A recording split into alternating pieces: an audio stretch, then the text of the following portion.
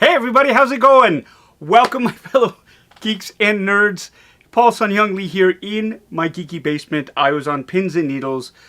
You witnessed it if you're here on this live stream. Hopefully you witnessed the premiere of the pre-recorded membership offer for Bitter Asian Dude Inc. It's been a long time in the making. I wanted to make sure I got it right. I was very nervous about getting off on the wrong foot, so I want to make sure that everything was in place. And yeah, I had everything ready, and I actually have a little bit of content for all of you who choose to join membership. So that's the big news right now. But before we get to any of that, hello everyone, how are you?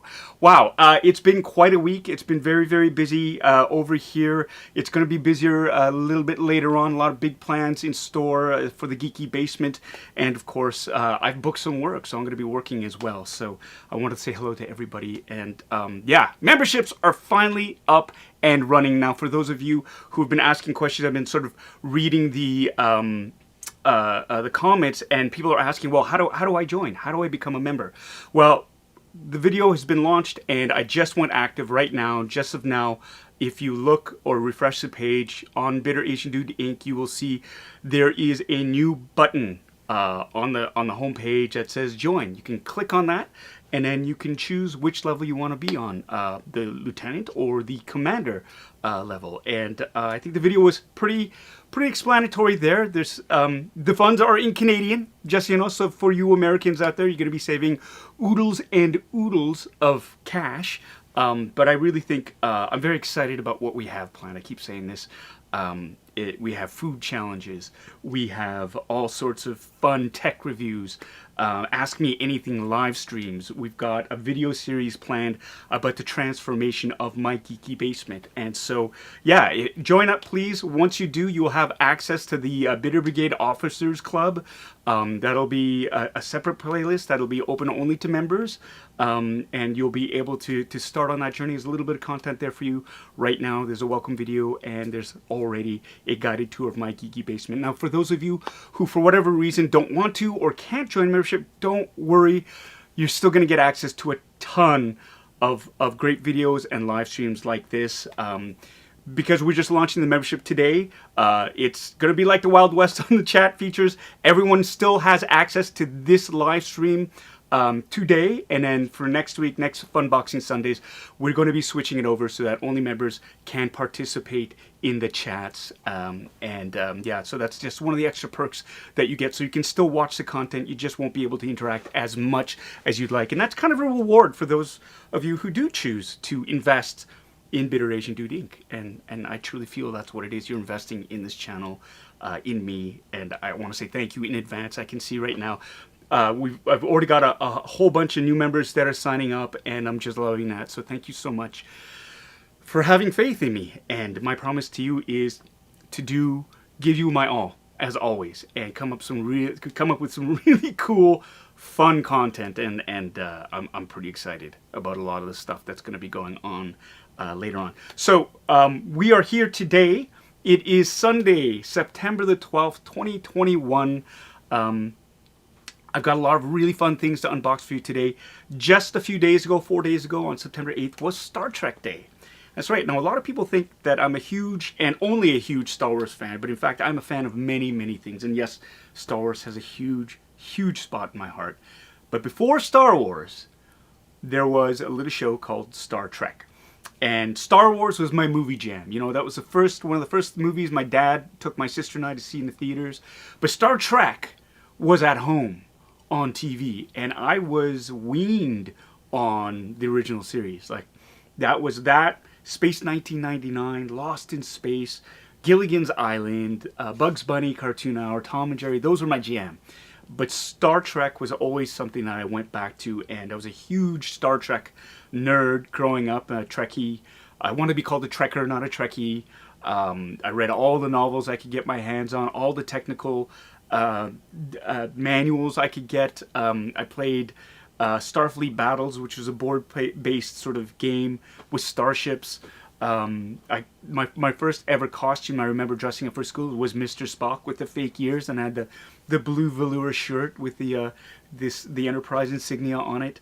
And yeah, so Star Trek meant so much to me growing up, just because it was this storytelling, this utopia of everyone just sort of belonging and being together, and I really, really love that. And I really associated with Mr. Spock because here he was, a being of two worlds, and not quite fitting in completely to either of them. And I kind of felt that way because, being, an immigrant in Canada, and my parents speaking Korean and wanting me to be Korean, and me wanting to fit in Canada, I just felt like I was never fully accepted in either of those two worlds completely. And so I really, really related to Spock. And Star Trek for me was one of the things that really fueled my imagination. So it really, really is something that is near and dear to me, and it doesn't get the love it deserves on this channel. I will be the first to admit that. This is a Star Wars heavy channel. But, like I've been saying, replying to people on Twitter who are asking me, is it Star Wars or Star Trek? You gotta choose. You don't have to choose. You can like both. You can love both. Marvel, DC, you can love both. It is not, and somebody wrote it out, it's not a zero-sum. Fandom is not a zero-sum game. It isn't. You can dig so many different things, and that's what I love about fandom, and that's what I think true fandom is. It doesn't have to be either or. It could be and plus. So, we've got a lot of things. I have a lot of things I'm ready to unbox for all of you. Like I said, we've got from Diamond Select Toys. Now these ones, they're not available anymore, but we have the original series classic communicator and the classic hand phaser. That's a phaser 1 and a phaser 2. Now, if you're a Star Trek nerd, you'll know this. The hand phasers, they came in two different styles. One was a little tiny handheld phaser 1, and phaser 2 was a more powerful one. We've got that there for you. We also have from Eaglemoss collection, we have the official Starships collection, the USS Reliant, the oversized version there, NCC 1864, and SPACELAB Regular 1. I think one of my favorite Star Trek movies of all time growing up was, of course, Star Trek II, The Wrath of Khan. I cried at the end of that movie, because, spoiler alert, if you haven't seen it, it's from, like, really close to 40 years ago now, Spock dies. And yeah, he was my favorite character, and I was a mess. I ugly cried so hard. My dad was kind of like, my uppa was like, you stand over there when we walk to the car, type thing. Like, he did not understand how I could invest so much in that character.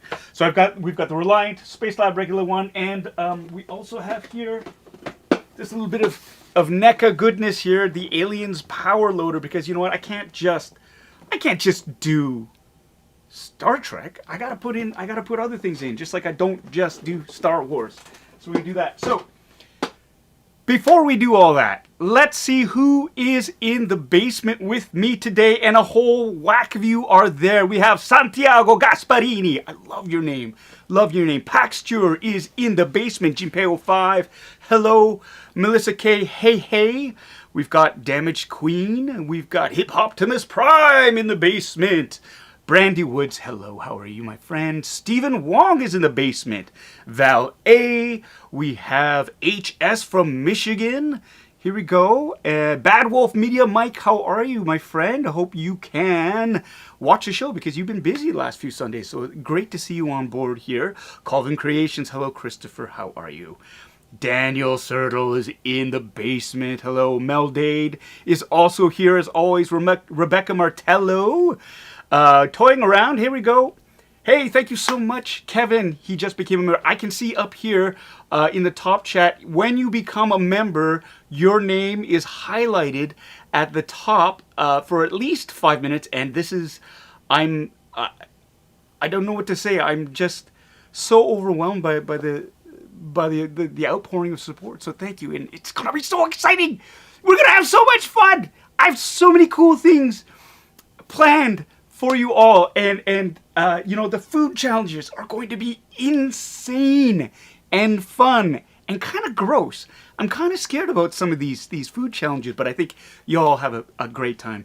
And of course, we have some really, really exciting things coming up because the high holidays are fast approaching. That's right. Halloween for me is a huge, huge deal in this house because I am a cosplayer, and gosh, when else am I going to be able to wear 15 different costumes in the span of a week and not have anybody look at me sideways, right? right? So there is that. Dan Chan is in the basement. Susie TH, hello, welcome back. Mike Wan, hello. Bitter Troll is in the basement. Aaron S, hey, how are you? Global Health Science Institute is in the basement. We have Anton Attard. Congratulations on your solo flight. I'm glad to see you're still here, and you're watching, which is great. Northern Nerdcast, hello. Thank you so much, my friend, for being here. And yes, please do sign up for a membership. Tommy K, hey, shut up, Tommy. What do we got here? We got just for you. Just for you, my friend. Shut up, Tommy. That's right. And what we're going to do is, I think what would be really fun is we're going to have members polls asking about, let's solidify the rules for the game. And y'all know what I'm talking about. We're talking about the Bitter Brigade drinking game during the live streams. You don't have to drink alcohol. You can drink whatever you want. But we do have a fast and loose, that's what I want to say, fast and loose set of rules for certain catchphrases that are uttered during a live stream, certain actions that are performed by me during the live stream, and so it just makes it for an overall enjoyable evening, because apparently I am a creature of habit, and so let's take advantage of that. You go, Allison, hello. Tom, hello, how are you? Yay, all these new members, thank you so much. Bruce L, hello, how are you? Ian Duncan, when does it go live? It is live. I'm falling behind on all these. There's so many comments on here. Cynthia Lynn is in the basement. Hello, Susie TH, Xiran, thank you for becoming a member. Charles Stevens, hello, happy Funboxing Sunday. I got a Lamb of God. That's an awesome avatar, and I really love your username too. David Smith, hello. And Captain Crispy, hey Chris, how are you? How are you? You can't get a join button for Commander, huh? That's weird. Val A, you're asking where I got this t-shirt. I got this for Christmas.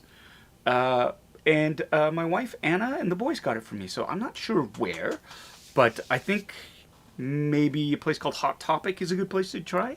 If not, Google is a wonderful resource. There's places like T Fury, T Republic, and yeah, I think if you just Google it, you'll be able to find at least 5 or 6 different vendors who will offer this great shirt. But that's cool. Yes, Veronica Choi, hi. Thank you so much. I was going to say congratulations for becoming a member. No, thank you so much for becoming a member. All of you, thank you so much. I was so nervous this week. I think that's why one of the other reasons I kept putting it off in terms of launching this, because I just kind of felt like I didn't want people to feel that I was sort of like hitting them up for cash, which is kind of exactly what memberships are. But what I really wanted to cement was like everything from the membership drive or the funds raise, it's going to go towards producing content. It's just, I love doing this. This is a labor of love.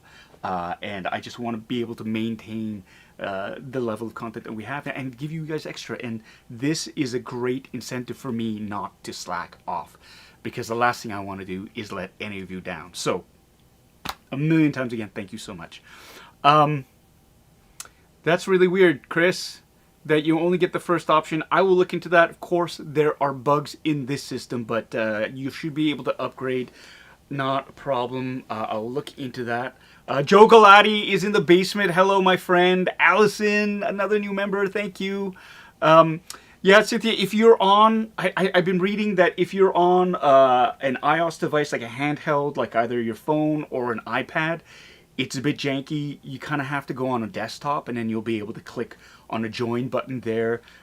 This is something that I've been reading about for YouTube. And you know me with tech. It's just like, I love tech.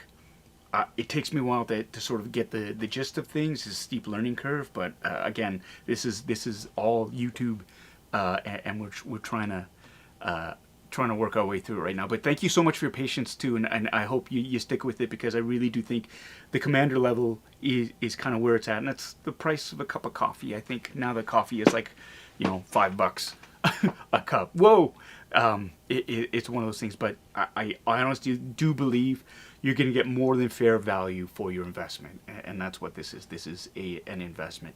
Jinpei, you're asking if I'm going to get that $500 Playmobil Enterprise. Yeah, $500 US, but it's like $700 Canadian, and who knows? It's all about space. Space. We'll see how the Geeky Basement turns out once we do the refresh or the overhaul or the renovation, and if there's space, yeah, we'll definitely we'll unbox it for all y'all. I think it'll be great. Oh my gosh, David Smith, you took time away from the Anthony Bourdain documentary to see this. I am that blows me away. That blows me away. Thank you so much for choosing me over Mr. Bourdain. God rest his soul. Yes, all these you're all making me so happy, and I'm so far behind. Forgive me. I'm just going to go through here. No, Dan, you're asking how does this work? Now you get 10 people to sign up. Oh, is this not coming up? That's not showing up. Why is that not showing up? Add to broadcast. Here we go. No, that's not showing up. That's weird. Anyways, Daniel's writing, how does this work? Now I get 10 people to sign up, and then they get 10 people to sign up, and so on, and so on. Yeah, sure, you could do that. You don't have to. I'm a true believer in letting people make up their own minds. And I have faith in this channel, and I think the content that I'm producing with all of you in mind is pretty cool. I think it's worth the investment. So, but and again, these memberships, you can cancel at any time. So if you think, oh well, you know, I get enough content without having to pay for it, hey, that's cool. That's totally cool, because you know what, you work hard for your money, and you should decide what you find value in. And if you find value in this channel, then I will do my utmost best to maintain a level of excellence and to keep striving for more, to not only maintain but like to grow. And I've seen YouTube channels grow and explode, and that's kind of the dream here too, to be able to do that with all of you. I think that would be great. Wow, look at all of these new members. Yoko McCann is in the house. Hi, my friend. How are you? I hope you're doing well. I miss you. I'm sorry I missed the live stream on Wednesday. I was coaching baseball and could not make that. We practice till late. Yeah, we do. Blaufman is in the basement, hoping to hear my thoughts on the new Playmobil Enterprise. That's right, 700 bones. And it's a big investment. But Playmobil, I have to say, with what they've been releasing lately, and they've been doing all the classic awesome cars like the DeLorean Time Machine, the Ectomobile 1 and 1A, the Mystery Machine, Scooby-Doo Mystery Machine. They're releasing like the A-Team van they're releasing, which is so cool. And they've been great, faithful recreations of these iconic vehicles. And I am so intrigued by the idea of an Enterprise to scale where you can have figures in it. This is kind of a dream come true for me when I was a kid. I kind of always wanted something like that. With Lego, Space Lego, I tried to build a sort of version of that, but it would have, I just didn't have enough Lego pieces. And to scale it the way I wanted to was impossible. So now, here comes Playmobil, like 30, 40 years later, and they roll up with something like that. I am, God, they got me. They got me. And it's just like, how do I get one of these? How do I get one of these? Well, the old-fashioned way. Gonna have to buy it. But the way the memberships are rolling in here, I think that is something definitely. Again, that's an example of what the power of membership is. If it will hold a poll, if people want to see that, if enough people want to see that Playmobil Enterprise, well then, hey, who am I to say no to the officers, the Bitter Brigade Officers Club, right? So here we go. Slick back. Hello, how are you, my friend? All the way from Africa. RMD Collective, hello there to you. Jim Mason's in the basement. All right, here we go. We have Taylor Gilligan. Oh, that's cool. Hey, it works. Inter-platform connectivity. They saw this video on Instagram and have checked in. That's awesome. Thank you so much for checking this out. And wow, Hugo88 from Montreal. Can I say shut up, Jamie? Okay. Shut up, Jamie. Does that work? There you go. Okay. I'm going to, I have to, thank you so much, everybody. This is crazy. This is crazy. I am so overwhelmed by all of this, and thank you so much. Steve3, hey, how are you, my friend? How are things out in Vancouver? I miss you. You got to come out here, or I got to come out there for work or something like that, but we got to see each other soon. You have not missed anything except for me gushing about how amazing everyone is on this channel, and me being grateful. So thanks. You know, this is, oh my gosh, I'm far behind. You know what? I have to do this. I have to say, I got to do this. You got to say to everybody here, shut up, old man. Let's get to the unboxings. Let's look at what we have, because you don't want to hear me ramble on. I'd be going on and on and on and on and on. But here, let's take a look at this. This is the Diamond Select Original Series Classic Phaser and Communicator. Now, I bought these years ago when my youngest was on a Star Trek kick. That's right. And he became very, very enamored with the security officers. the red shirts. Why? Because they kept getting blown up, which was awesome. I'm opening up a Coke Zero because I'm parched. Hold on a second.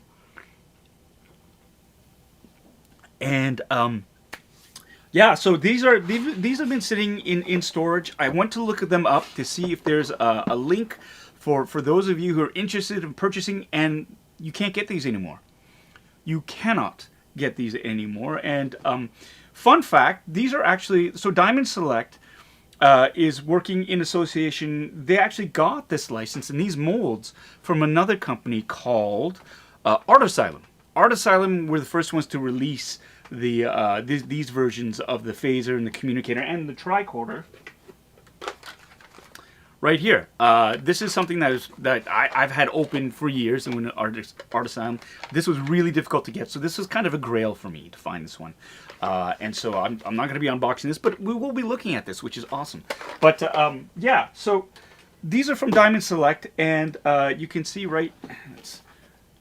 Focus, that's for you, Mike. There you go. There you go. Can we get it? Hold on. Why don't I use a smaller one, dummy? Right there, Diamond Select, and another one called this is sort of called the Comic Shop Locator Source. Now, Diamond Select got the they got the license from Art Asylum, and then they continue making these for a while, and now they're not. And so these are actual collectibles, which is super cool. And you know, I did see from one of the comment sections there. Who was it further up? Really smart. Damaged Queen said, you think it's a good idea to open them if they're not available anymore? And that is the conundrum. Do I keep these, you know, relatively mint in box? I mean, there's a little bit of damage here. I mean, if I was to sell these on eBay, I would say, hey, look, one of the corners is a bit, full disclosure, one of the corners is a bit janky, but this is a production thing. This isn't like, it didn't get crushed. This is a production flaw, right? So you would find probably a bunch of boxes that would have this sort of production error. That's my guess. So the question is, should I open these? Should I open these, or keep them in box, and perhaps if I want to resell them, I could make it not a ton of money, but a little bit of money, right? So luckily, I can do this. Like I said before, I actually do have an opened version right here of the phasers, right, and the communicators, right there. Now, here we go. This is the cool thing. So, this one and this one, right? These are from Diamond Select. These are exactly the same as the ones that are in these boxes, from these boxes, right? This communicator and this phaser, right, are actually Art Asylum ones. And there is a difference. There is a difference between the two, even though there's the same molds.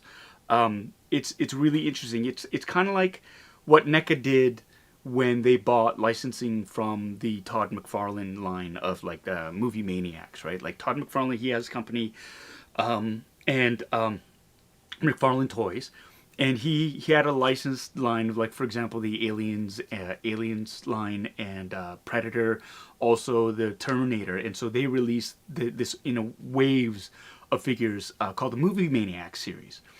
And they eventually sort of sold or let the license lapse, and NECA stepped up, and they got the license, and they started reproducing the same figures, basically, using the same molds. But there was a difference in terms of the materials they used, the paint applications, and the quality. And now, and there are differences. So we'll get back here. Let's take a look at this, and let's look at, first of all, the hand phasers. Right, now the phasers here, again, this is Art Asylum, and this is Diamond Select. And you can see that, it's pretty much the same. One of the biggest differences right now is just the color, right? This is more of the, I believe, more correct sort of gray color. It's got the black handle there. This has got more of a blue hue to it. I remember the phasers as being gray, so that's me. And we've got here... let's look at the top. Again, the hand phasers are, this is a phaser 2, right? There's two different types. Phaser 1 is this right here, which is removable. And so this is like the little hand razor phaser, like the shaver that people remember from, when they're in a away mission and they're going down, they're not expecting trouble. It's a small, compact little hand phaser that they can, it's easily concealable, basically, right? This is, and less powerful, right? It can still do some damage, but again, it's not meant for heavy-duty combat. The Phaser 2, this was kind of a power boost, and this was when they were going in and they're like, okay, we're going to need something with a little bit more stopping power, a little bit more, oomph to it. And so they would have the Phaser 2. And that's what I loved about some of the designs of Star Trek, was they had that built-in serviceability to it. The fact that it made sense, right? So here we go. And then this is the lovely thing.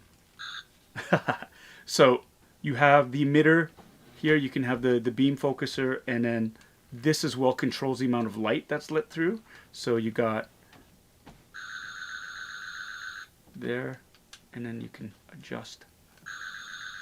And now no light is coming through, and now light is coming through. And with this, you can actually focus and see how much light can come through the emitter here. The other cool thing is about this is it's got the dials that actually are functional, right? Look at that. I love that. Right? That's the heat sink. And then you can also have a dial for the settings. So you can reduce power, right?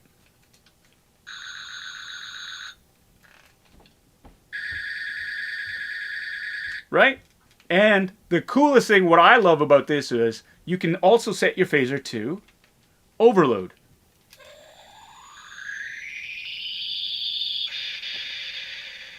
How cool is that? I love that when they did that. As a last resort, if you wanted to, you could set your hand phaser and turn it into a gigantic bomb.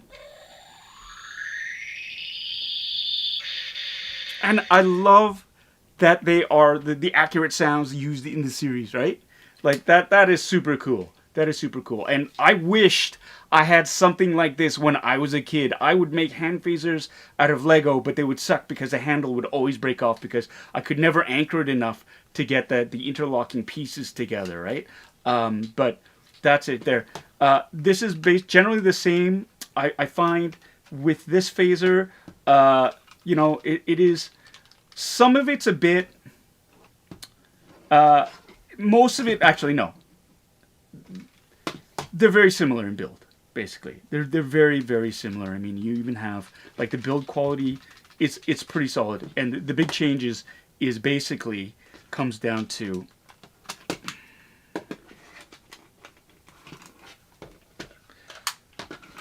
I find this locking mechanism for the Art Asylum to be a lot more substantive than for the Diamond Select. This just feels a bit too loose, whereas this is more solid. Like the connectors there, I find are a bit more solid. And if you look at the hand phasers too, I've actually cannibalized it there too. This is actually the Art Asylum one, and it doesn't work anymore. There's a loose connection in there somewhere. I haven't been able to figure out why. So this is actually from the Diamond Select one. I'm using it in the Art Asylum just to prove that they're basically, it's the same mold, same construction. This just happens to be more new, which is why I'm using it, which is there. But yeah, so this is, but I'm finding like, yeah, Diamond Select, you know, you can tell they kind of cut corners a little bit on this, like is super loose. This is just, it's just, it fits better, right? And it's not super, like it's got some resistance to it, which is great. Same thing with this handle there, it just feels a bit cheap, a bit sort of thrown together. Very close, but you can tell they spent a little bit more money making this than making this. And that's what I kind of found with the Movie Maniacs versus the Diamond Select and the NECA stuff. Initially, it was just like, it was close, but the NECA stuff wasn't quite as good because I think they mass-produced so much of it. They had to not cut corners, but that saved costs somewhere. However, now, I mean, you look at, for example, something like this. Focus. Look, all right. Something like this, right?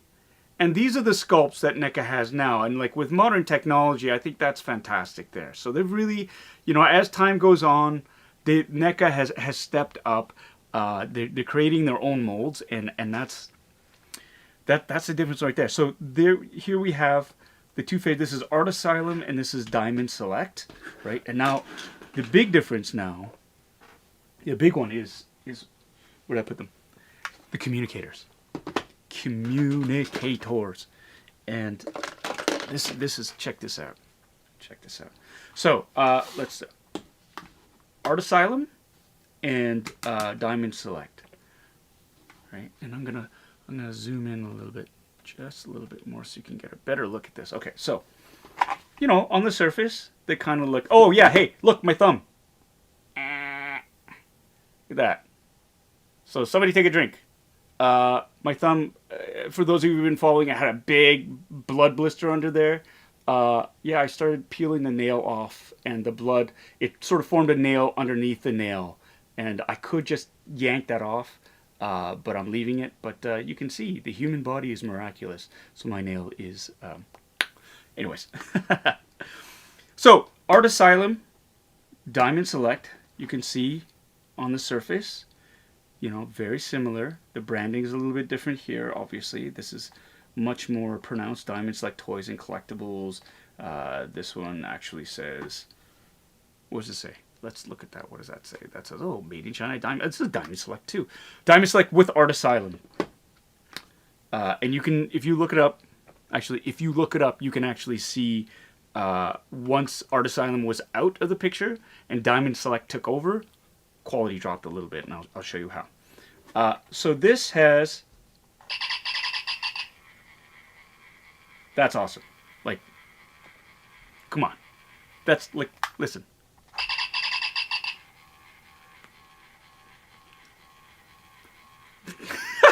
I love it. Love it. And it's also got programmable sound buttons right here. Let's go. Sound. Scotty here, Captain. Reg, this is the captain. Transporter room. Ready to beam up. Enterprise to Mr. Spock. Right, and it's like the grid moves, which is awesome. You can hear it working. And this is another cool feature a lot of people didn't know about. You press that, close it, and in a few seconds,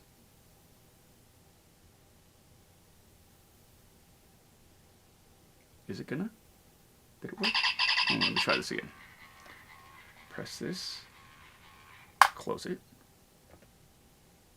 and in a few seconds, who could that be? Captain, shall I beam down an armed party? Right? Right? For those of you out there who remember the show, that was the sound the communicator made when the ship was calling down. You'd hear that beep, beep. And whoever was being summoned, that's how they would answer their communicator. So that's there right there. Now, let's take a look at This is the Diamond Select. And I don't know if you can really see, you know, the colors are similar, but check this out. This looks a little bit shinier, right? This is metal. This is actually metal. This, all plastic. They went with all plastic. And then, you know, it's similar. You can really see the plastickiness here, though. You can notice the difference there. Same sound. Reg, this is the captain. Transporter room. Ready to beam up. Spock here, Captain. Reg, this is the captain. Scotty here, Captain. Transporter room. Ready to beam up. Reg here, Captain. Right? And then same thing, where you can get them to call you back. Who could that be? Yes? Captain, shall I beam down an armed party? No, no, no, no. It's cool, Spock. I got this. Thank you. Spock here, Captain. Yes, I know. You just called me. Enterprise to Mr. Spock. No, no, Spock's already on the ship. Scotty here, Captain. Yeah, Scotty, no, it's all cool. Reg here, Captain. Yes, Uhura, I know you called me. We're good. I'm gonna sign off now. Reg, this is the captain. Okay, bye. So you have the two communicators that are very, very similar, and I'm gonna say this one has got a little bit more heft just because it's metal, and you can see like the holes are just a little bit sharper, right? Because it's made out of metal, and this has got a little bit like this. This is plastic. This has more heft to it, right? Here's another cool thing that I love that I did not know about the series until I was older. You know, when they would flip the communicator open, they do one of the like that, right? Or it would just, you know, the communicator would just I'm so old. The communicator would just open, right? That was from these little dials here. The actor would take their finger and just open it that way. Sleight of hand. How cool is that? As a kid, I thought they had a little motor in there. Yeah, so that was another cool thing because I always wanted a communicator, just like I always wanted a phaser, right? But you can see from these two communicators here, they both basically do the same thing, right? Like I love that moving spiral. Oh, and you can see the difference there too. The whirling patterns, slightly different. It's a little bit slower. This one's a lot more intense, right? Enterprise to Mr. Spock. Spock here, Captain. Scotty here, Captain. Spock here, Captain. Transporter room. Ready to beam up. Reg, this is the captain. So, and you can see as well, maybe you can't see, this doesn't open as wide. This one does. This has actually got more of an angle to it off the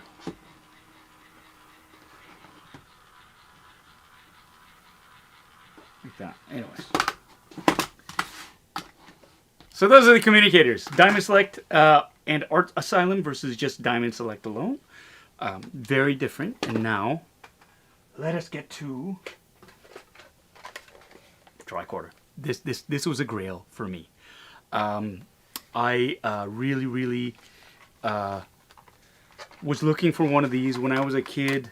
This was something that, you know, you had the big two. You had the phaser, you had the communicator, and this and that. But the tricorder was something I never thought I would see. And then I saw this at, he said, did I get this at a comic book store called Planet X? No, I got it at a convention somewhere. I can't remember now. But there are different types of tricorders, right? There's a medical tricorder and there is a science tricorder. And this is a science tricorder, and you can tell because, and again, this is an Art Asylum Diamond Select version.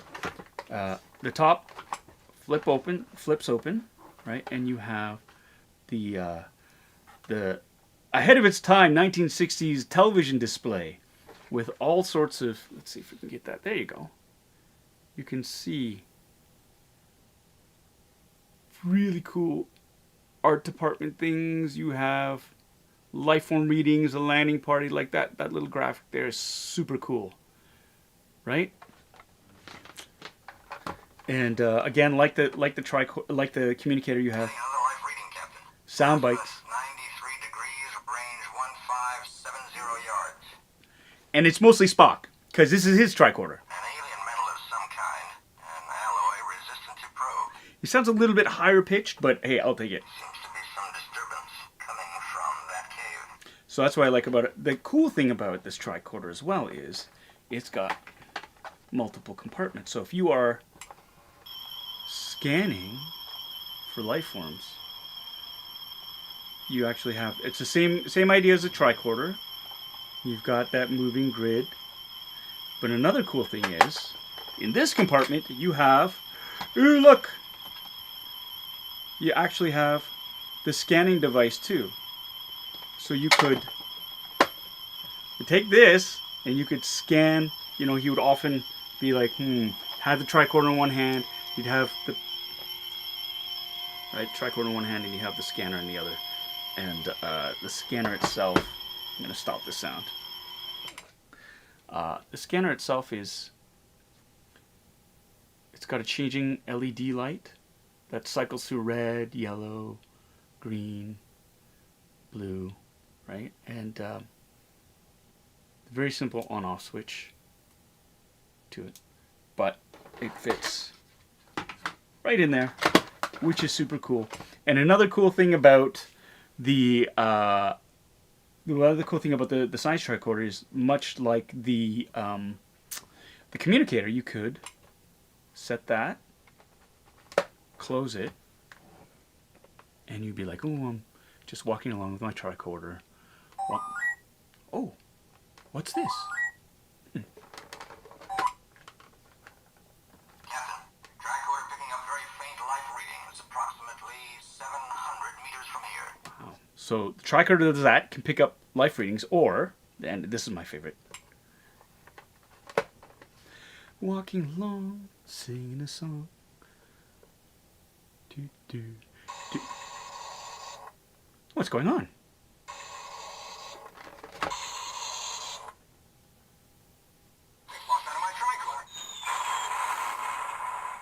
They blew up my tricorder. They fed back my own impulses and built up an overload. There you go. So, I don't know if you guys remember, there's an episode called The Arena, where they fought the Gorn. They went to outpost Cestus 3, planet Cestus 3, and the star base, or the Federation base that was on there, was completely destroyed.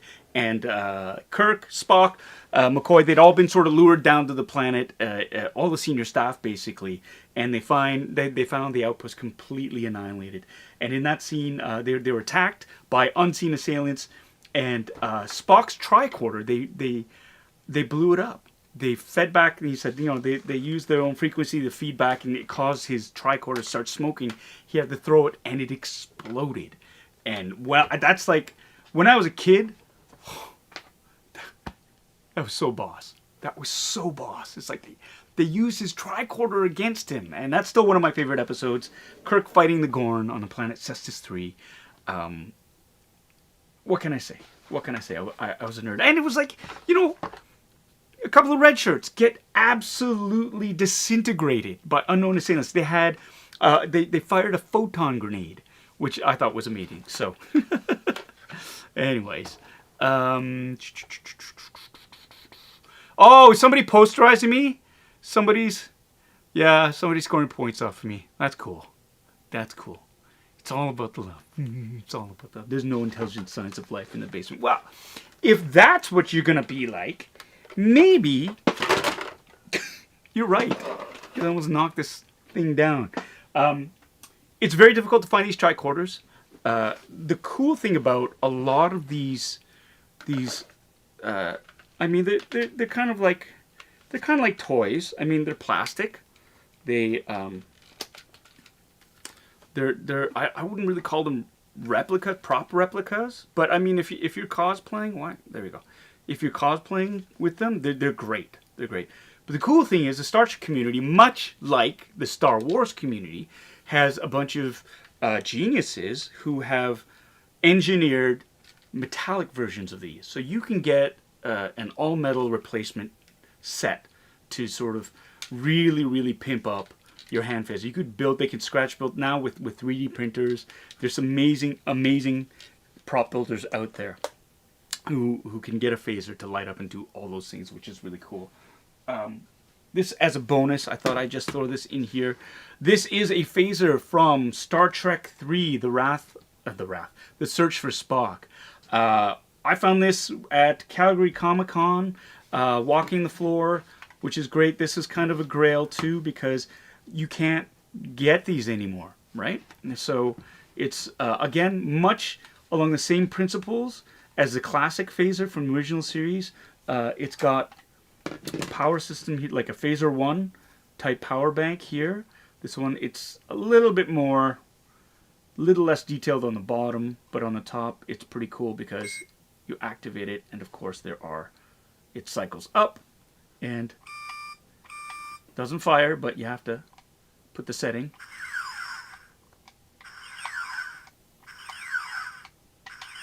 Now I kind of wish that with each level the intensity of the sound would differ, but it doesn't, right? I'll take that.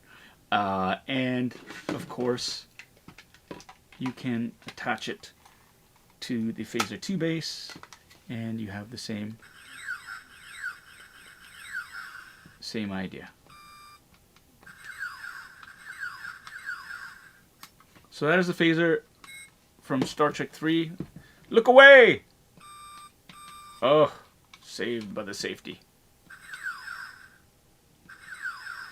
Again, this was used in Star Trek 3, The Search for Spock, which is really, really cool. Loving that. And do I have anything else from... Oh, yes, yes. This I got from the old days working at Canada's Paramount Wonderland. I was the crew chief at the Canterbury Theatre, which was renamed the Paramount Theatre, and they turned it into an ice show. And basically, because it was Paramount, they had access to all the Star Trek characters.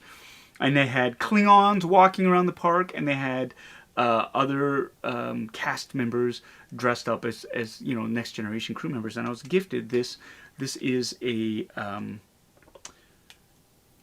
Star Trek Next Generation communicator pin that you could basically pin to your uniform, but when you pressed it, it would activate this button. So you go. It would make that sound. It's not quite correct, the sound, but I still think it's pretty dope that it makes noise if you press it. So I think that's really cool. I think with today's technology, I mean, this was back in 1990. Oh, I'm gonna say 93. So it was a while ago. It was a while ago, and so now you have. I'm sure there are geniuses out there who've made pins that actually chirp. Whoop. There you go.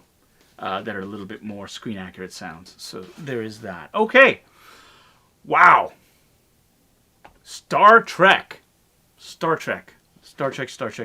course, Star Trek Day, September 8th. Way back in the day, I believe it was 1966, was when the first episode was aired. It ran for 3 seasons, 79 episodes. And was groundbreaking television because it was, as Gene Roddenberry said, kind of like a wagon to the stars. But what they actually did show was a sense of equality and inclusivity that had never been shown on network television before, where you had, you know, black character openly kissing a white character. The first interracial kiss on television. You had Asians on Star Trek, right? And, you know, it was kind of this idea of what the future should be, what the future could be. And there's something really, really wonderful about that. And I really, really liked some of the moral stories that they told in terms of like doing the right thing and how difficult it was to do the right thing. Ironically, though, it was like Captain Kirk who broke the Prime Directive, I don't know how many times, but there you go. It was also an adventure series. So there is that.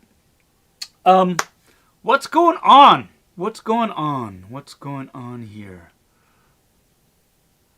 Oh, Bloffman, are you really going to do that? Are you really going to be that nitpicky? Arena, not the arena? You're going to be that guy? All right. That's cool. That's cool. I'm sorry I screwed up and called it the arena instead of arena. You're right. There you go. Yes, Bitter Troll. Prime Directive, more like the Prime suggestions. My wife is burning me. For a change? For a change?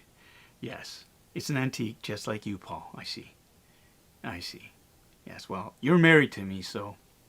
Who's winning now? You're trapped, baby. You're trapped now. 2 kids, a dog, and a house. What can I say? What can I say? Dennis! Dennis! He is here. Just finished watching Star Trek 1 to 5. You're watching Star Trek 6 tonight. Right on. I think Star Trek 6 should be a reward for you for having to sit through Star Trek 5. Even as a kid, I remember thinking, what was that? So, good on you. Good on you. And good to see you, and congratulations. Nicholson Studios is my dear friend Dennis Nicholson, who was the boom operator on Kim's Convenience for 5 seasons. He went on, he just, congratulations, he just finished filming season 3 of The Boys here, like 143 days or something, like 7 months. You did. That's incredible, Dennis. And I miss you, buddy. I miss you. And Dennis is also an amazing editor and filmmaker. Check out his YouTube channel, Nicholson Studios. He's done some super fantastic trailer cuts for Kim's Convenience to Friends music, but he also has his own web series as well, which are Private Idiots. Give that a watch. My dear friend Andre Sills also stars in that as well. Yeah, Dennis is one of those guys that can do everything. And of course, how could I forget, Dennis directed Kitty Mamas, the last movie that I was in, that is now available on Apple, I believe on iTunes, and it was available on Crave on demand and stuff. So check it out. Check it out. Dennis, crazy concept, but a really, really fun movie to make, and it really does transcend. Once you get past the premise of what it is, it really is a character-driven comedy, and that's lovely as an actor to go through and do that. It's free on Amazon Prime now. Well, it's not really free if it's on Prime, Dennis. That's all I'm going to say. That's all I'm going to say. Okay. All right. Let's go. What are we going to do? What are we going to do? Ah! Right. Moving on. So, dodged a bullet. I'm going to keep these in the boxes now, just because, I don't know. I might sell them. But maybe not. But I might. Take a drink. Take a drink. Ah, here we have. Ooh, this is something I'm super stoked. Eaglemoss. Those of you who know, some really, really great miniature vessels. I've got back there all my BSG stuff. So I've got the Battlestar Valkyrie, the Galactica, the Pegasus, the Galactica from the original series. If you become a member, there's a guided tour of my geeky basement, and I go into a little bit more detail about those. And again, once this basement is transformed, hopefully everyone will see those wicked cool models on display. So here we go. We have here Star Trek 2 was my favorite Star Trek movie of all time. Here we have the USS Reliant NCC 1864. This is the ship that was commandeered by Khan Noonien Singh and wreaked havoc to my beloved Enterprise. So Eaglemoss collectors, they have this. This is actually they've got a really cool thing going on with the Star Trek franchise, because they have a bunch of they've released all these starships, and so be it when they're in the expanded Star Trek universe, whether in the novels or on TV shows, on the TV series, or in the movies, they actually have them, and they pair them with these super cool magazines as well. I'm going to zoom out a little bit. Come on, zoom out. There we go. These really cool magazines that are a perfect companion piece. And they do this about Battlestar Galactica. They came in smaller little booklets that came inside, which are great, but I like the glossy magazines that it comes with. And this, for me, is like a throwback to the days when I went out and would buy Starlog magazine. I mean, that was my only access. We didn't have the internet. Did not have the internet, so all your stuff, all your information came from the trade papers.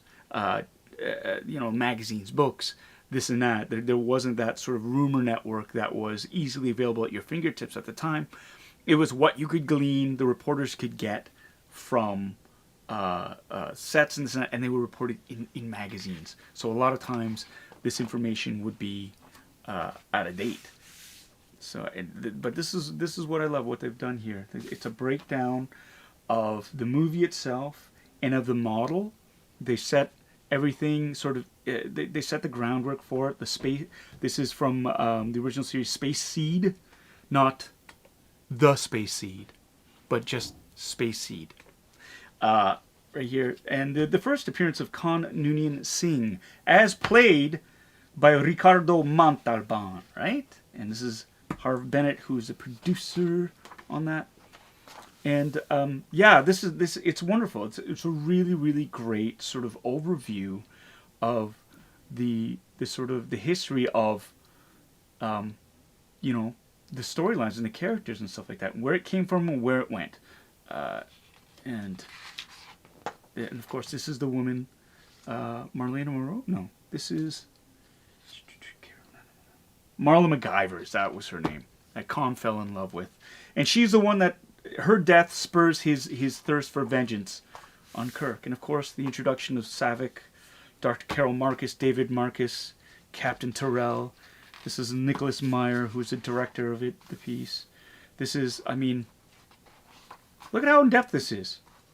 This really does remind me of Starlog magazine. Of course, the SETI Alpha Eels. Damn, that messed me up. That totally messed me up. I don't know. For a lot of you who've seen this movie, did that not, like, let me know in the comments below. Like, that was just like, ah! That was the first time I'd ever even considered or even heard of something entering through your ear and messing you up. And so, you know, that wrecked me for years. That wrecked me for years. And yeah, the use of CGI. CG. Computer-generated imagery. So there it is. That is the magazine. A magazine! Right? So now let's get to the model. What I love about Eaglemoss is it's the simplicity of the box. There's no, it's not. It's just so you open it and it's there. Right? If you can open it. So, like a lot of things, it's just got the big styrofoam case. Lift it out. There you go. Now this is the oversized version. A little bit of damage to the styrofoam there, but that's okay because that's what the styrofoam is for, and I care not about the resale value of this because I'm not selling it again. I'm keeping it. But here it is. Right? And you have, this is, with all Eaglemoss, you have the base and a transparent stand that fits in there. And let's take a look at the RELIANT.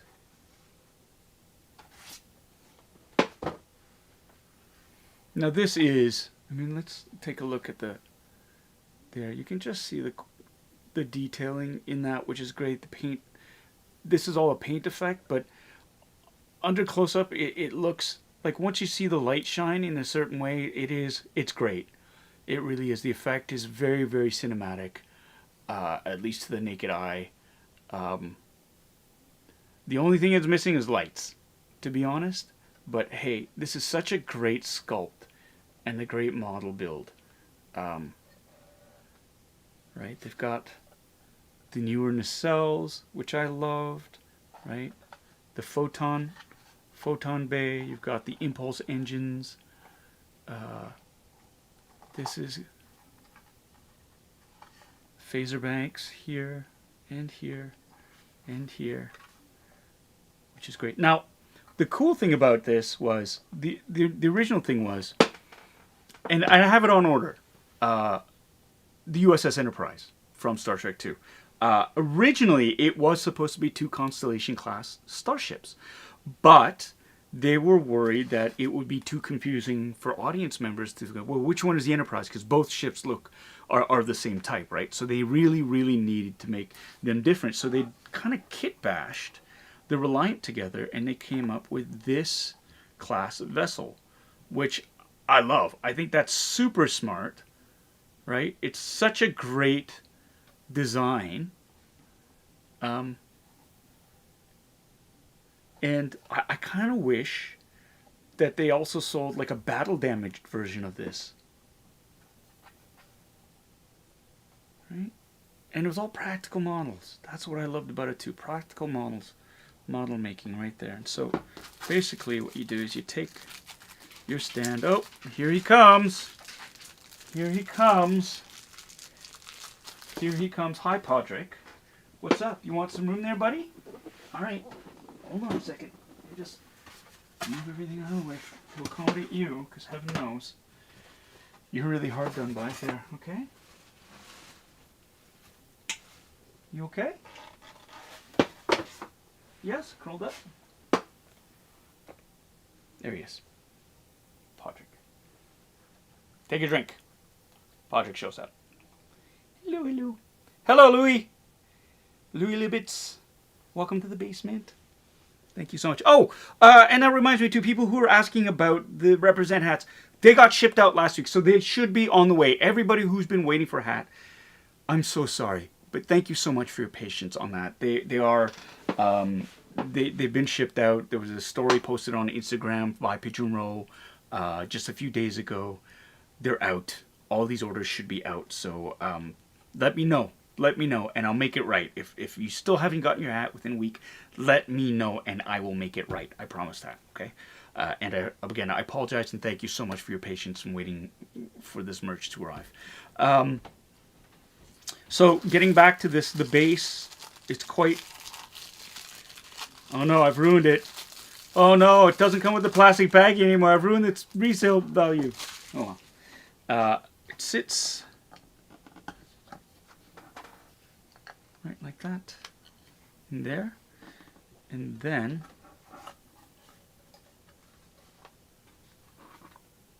it just kind of, it slides like this, in like that, locks into place, and then boom, boom. Right, and I will show you from this perspective, hopefully. That's how it stands.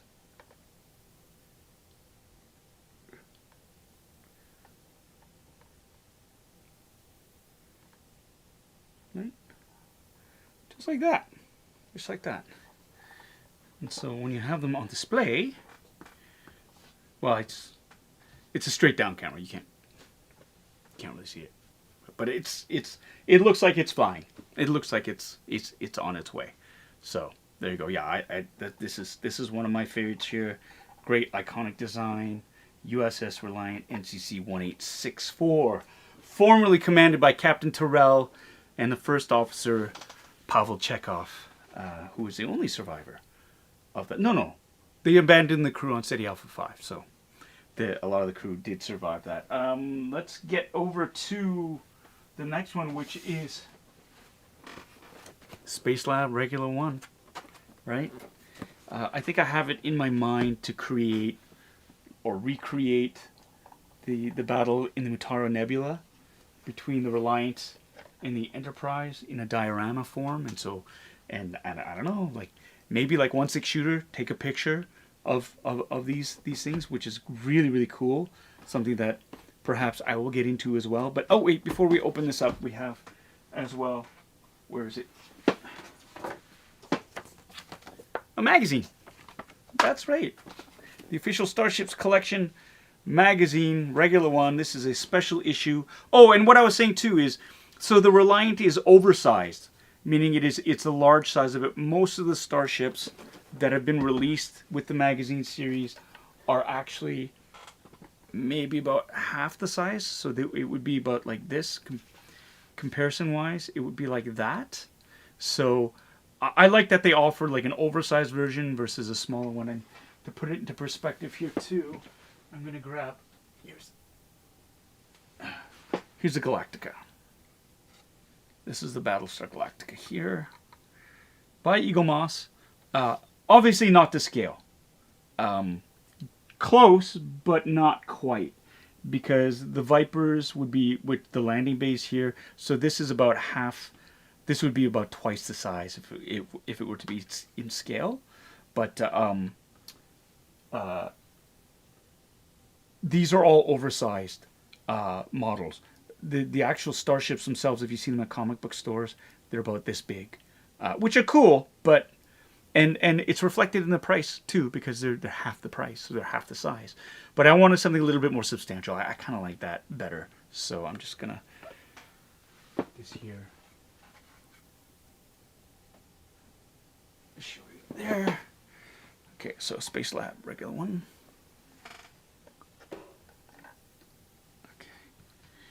All right, so we got, what do we got? Magazine. Regular one.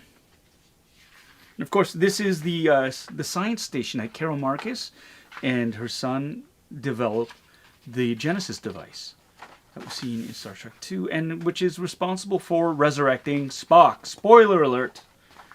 There you go. Look at that. Right, this is from the motion picture. You can see a lot of the same sort of influences, and says Andrew Probert designed both of these things. So again, it comes from the genesis of the first initial ideas from concept to execution. And again, you have these wonderful examples of visual. Look at that, practical visual effects. The actual phaser damage by the Reliant on the Enterprise was actually physically applied to these gigantic models and then shot. I love that. And this is to give it like the idea of the scale too. Look at that. What did I do? Sorry. Look at the size of this. Size of that. That's wicked cool. That's wicked cool. Right.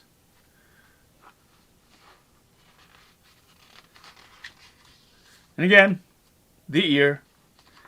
Can't talk about Star Trek 2 without the ear. Chekhov's ear. And CGI. So some of it's repeated, but you know what? These are meant to be collected as well. These issues, like that's really, so if you're into that, like, wow. If you're into collecting magazines as well and the ships, this is why I think Eaglemoss really does things really, really right. It's not just getting the vehicle or the ship. It is really, you get a great sort of history lesson behind it, and it gives you an idea of what goes into the design and element, like the design elements for each of these models. So let's open up SPACELAB regular one. Again, nice and simple.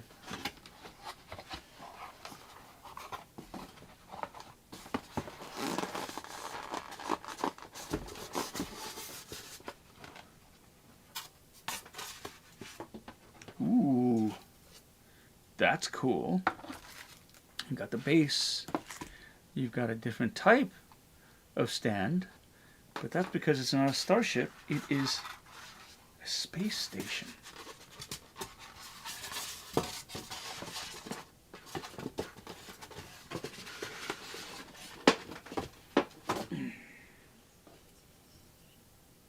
Take a look at that.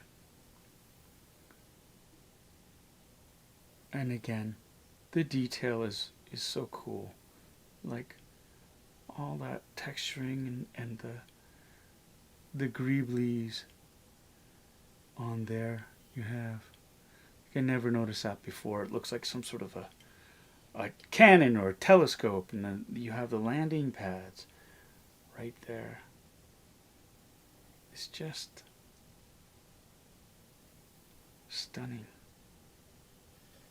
and clean. That's the other thing about the Star Trek universe.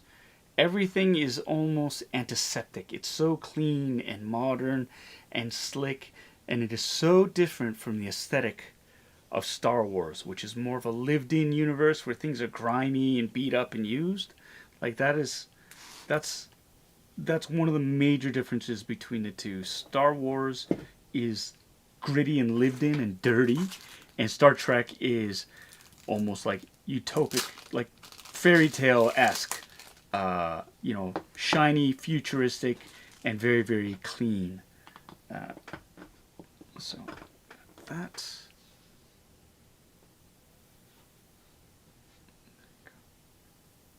And it just slides in like that. So you have... It stands... Focus, focus, focus. There you go. It stands like this. SPACELAB, regular one.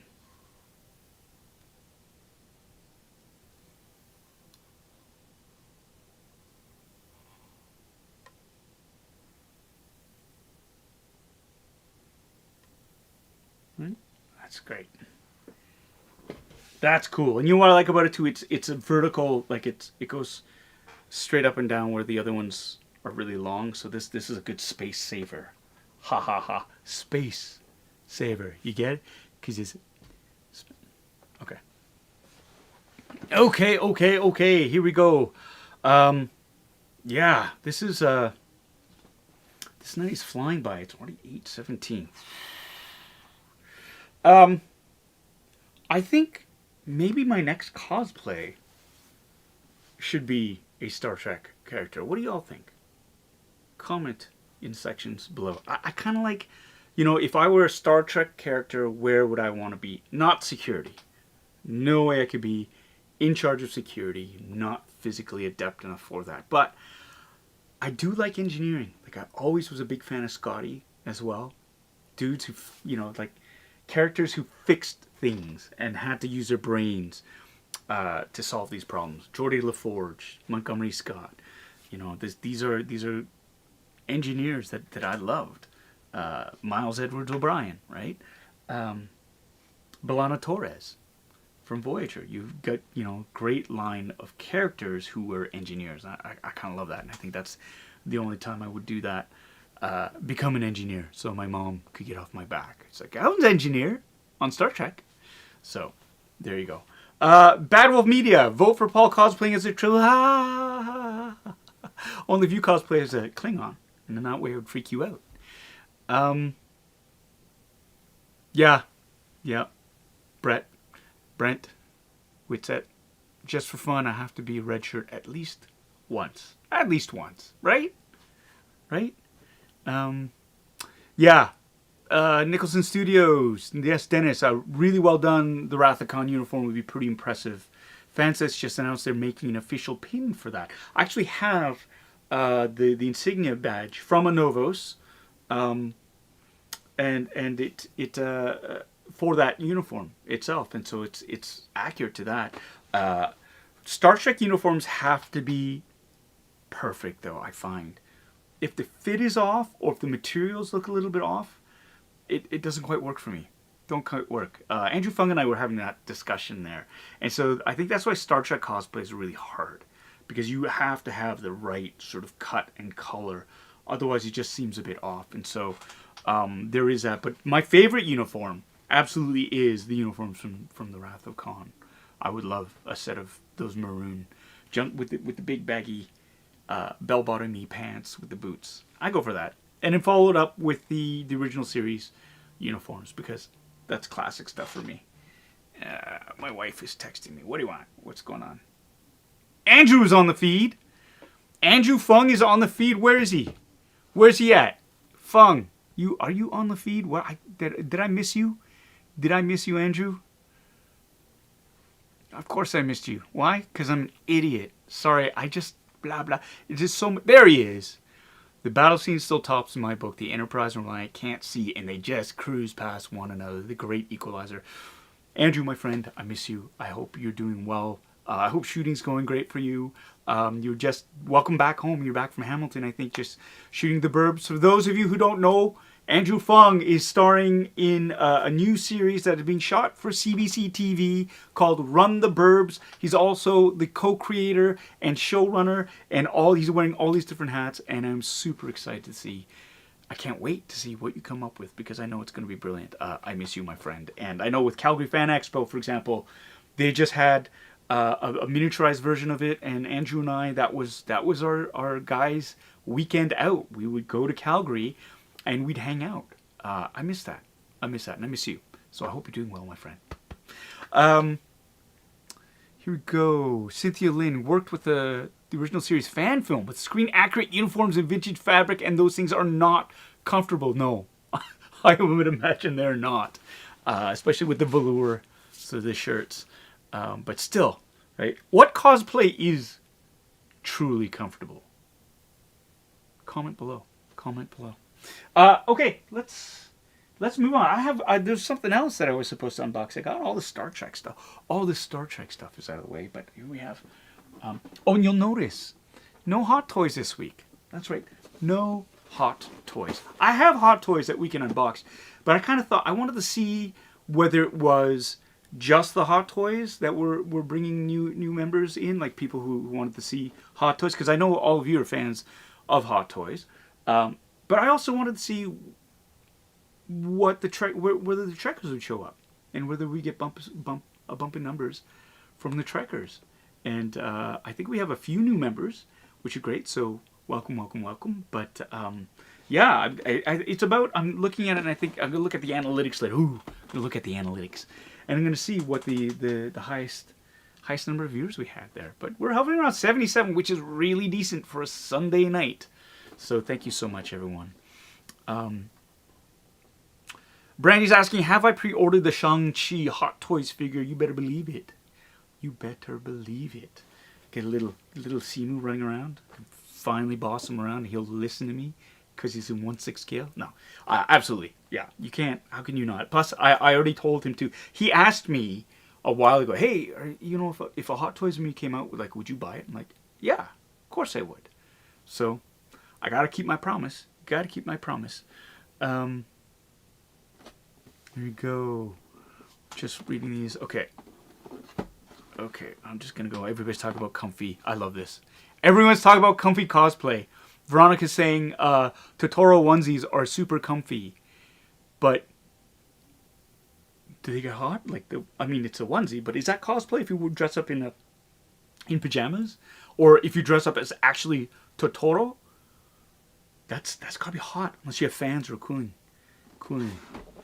system. All right, let's move on. Let's move on. We got this here, NECA.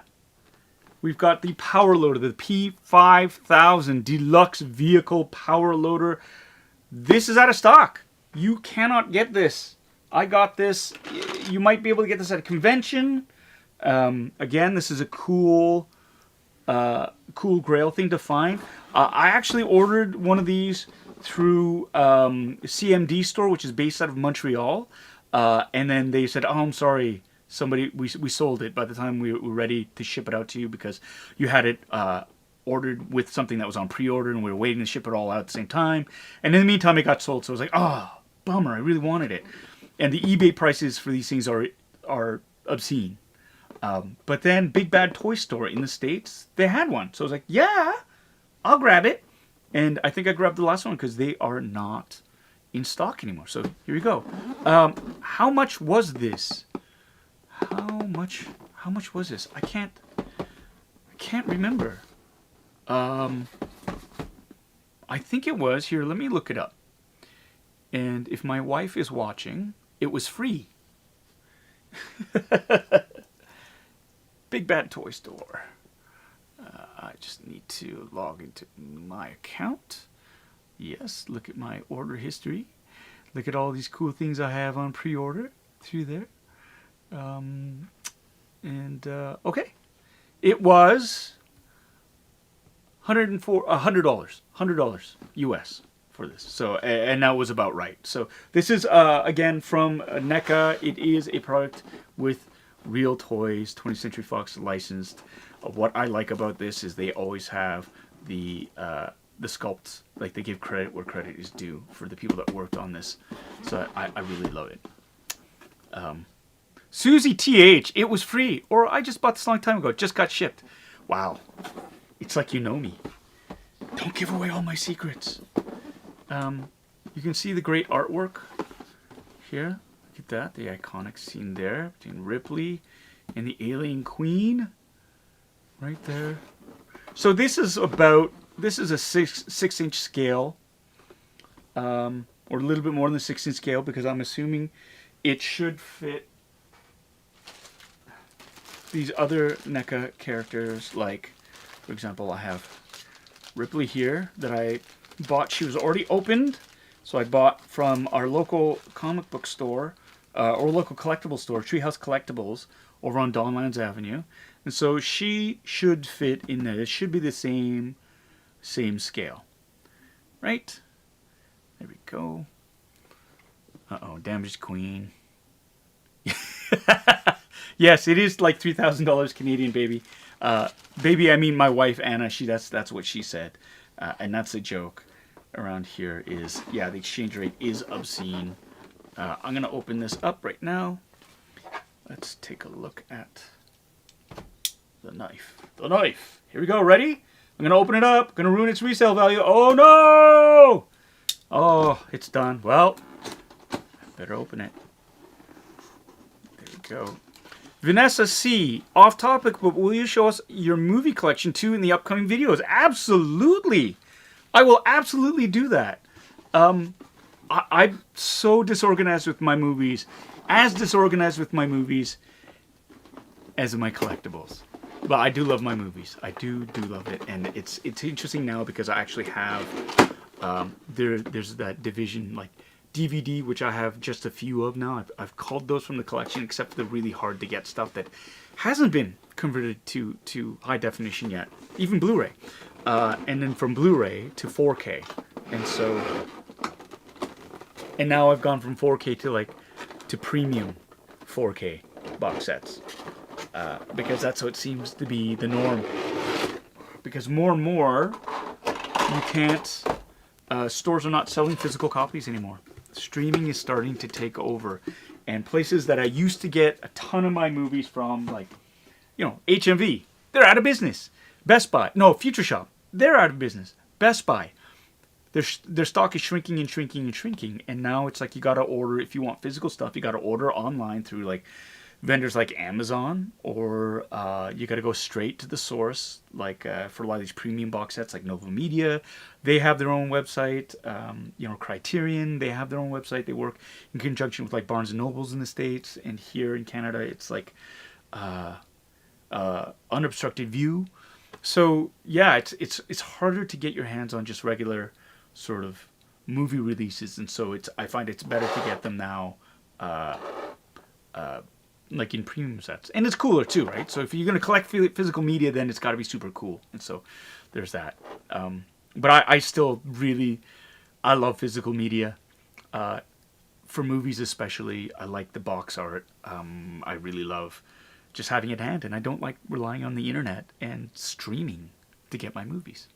So here we go. I'm just going to go to here, and let's take a closer look at it. So it is the POWERLOADER from Aliens. It's beautiful. Comes in a clamshell. It's got here extra set of hands, and these are look like some rods that are attached to it. Is this taped? Is this taped? I don't think it's taped, so I should be able to just pop it off.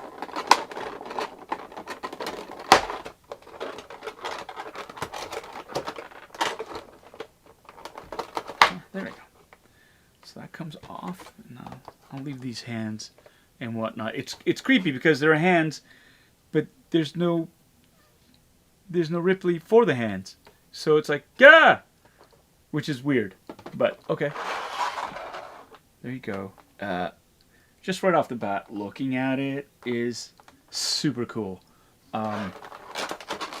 Having never really sort of gotten a close-up look at this, except for in the movies. It's that's really neat. The detail is great. It almost feels like a rubberized plastic.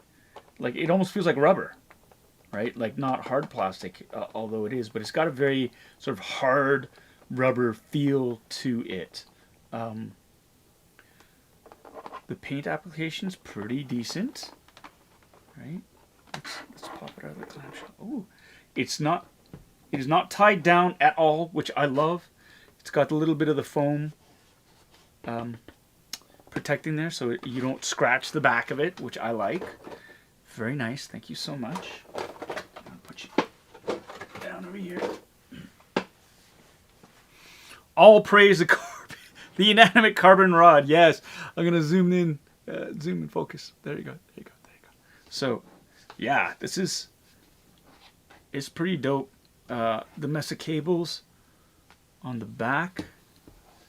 Let's take a look at that. Little hydraulic pistons for the legs. Now, these are one of the things that I think, if you're gonna have this, just from previous experience with like the T800 endoskeleton, these pistons do move, but they come out really, really easily. That's just a design flaw with something that's this scale, and you gotta watch out for it. Because I know for my T800, that's the thing. You move the leg a little bit too much, and either snaps or it pops right out. So you gotta be careful of that. These cables here too are super cool because they're super messy. Top view. Let's move the arms. See, now I'm afraid of moving this because I don't want to break. And there's no instruction manual. There are no instructions with this. What's up with that, NECA? Why no instructions? How do I know how I'm not gonna? I don't want to wreck this. It's fine. It's fine. It's fine. It's fine. You don't need instructions. You just have to move it, right? Just, if it don't fit, force it. If it breaks, it needed fixing anyway. See, it looks like this wants to move, this joint here, but I'm afraid of going so far. Like I'm afraid of it snapping. This looks like yeah, this moves. Okay, it's stiff, which is cool. These move. Okay. That's cool. So I'm going to assume, yeah, on the other side, same thing. Ooh, real metal rods.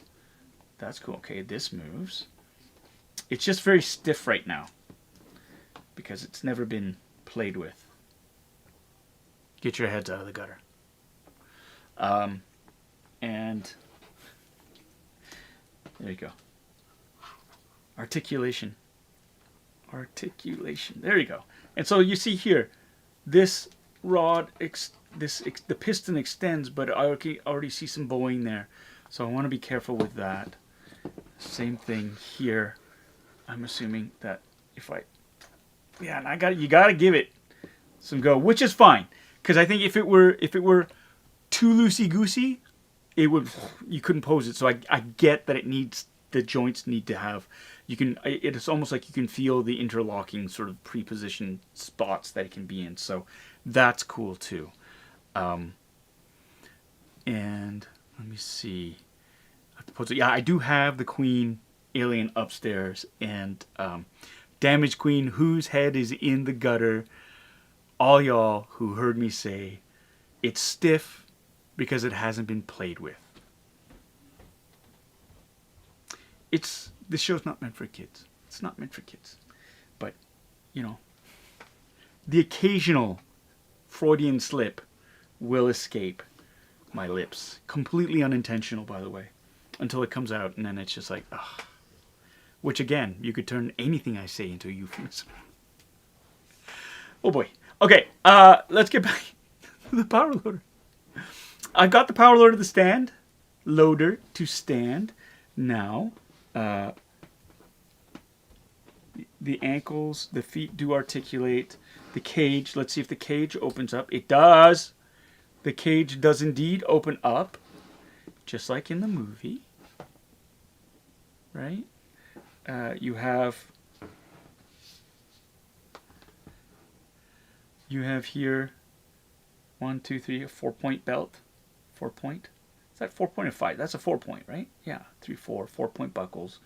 The control sticks here that if they are accurate should slide. Oh, they do! They do! They slide up and down. The controls, just like in the movie.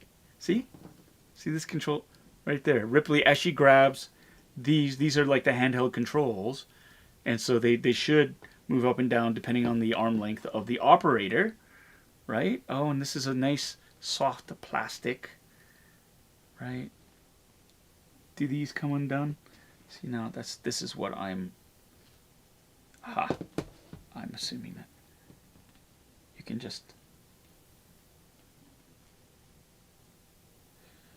I can't see. Hold on. I've got to get my nerd glasses on with the, so to get a closer look at what's here. So I gotta hold on a second. Okay.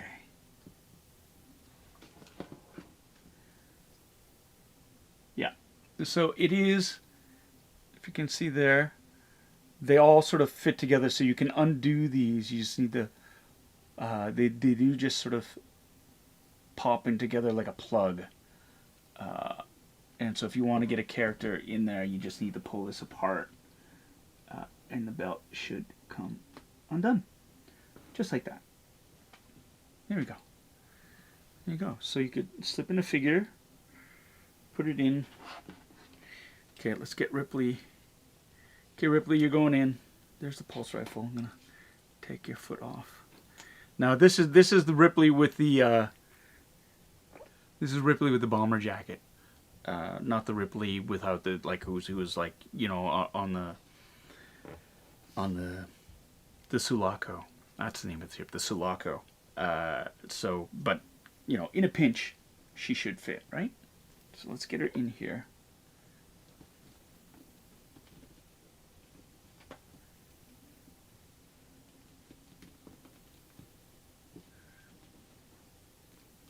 And she's gotta, I think she's gotta be in the sitting position.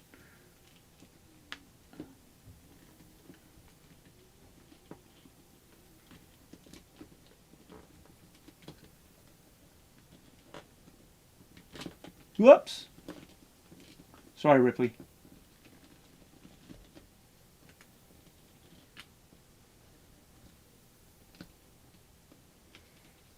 Kent, you're asking where I got these glasses from? These are, you can get them on, I think I got them on Amazon. And I kind of, my God.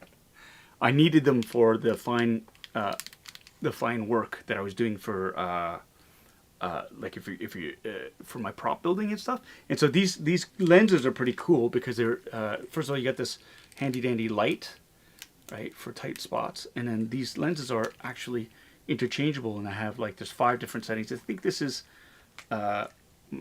minus 250. You can get them like even more googly goggly, but these have been a lifesaver in terms of having to work on, like, and for painting as well. Yeah, Ripley, I don't think I'm not gonna be able to get her in here properly, I don't think, just because I need to stand this up a little bit. Oh! Well, there you go.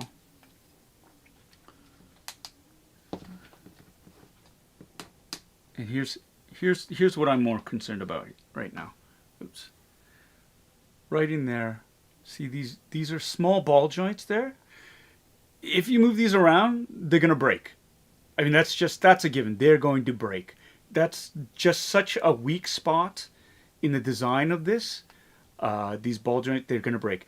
We collected the Pacific Rim set of Jaegers, and on all of them, even playing with them gently. And I told Miles, gentle. They're not really action figures. They're more collectible things.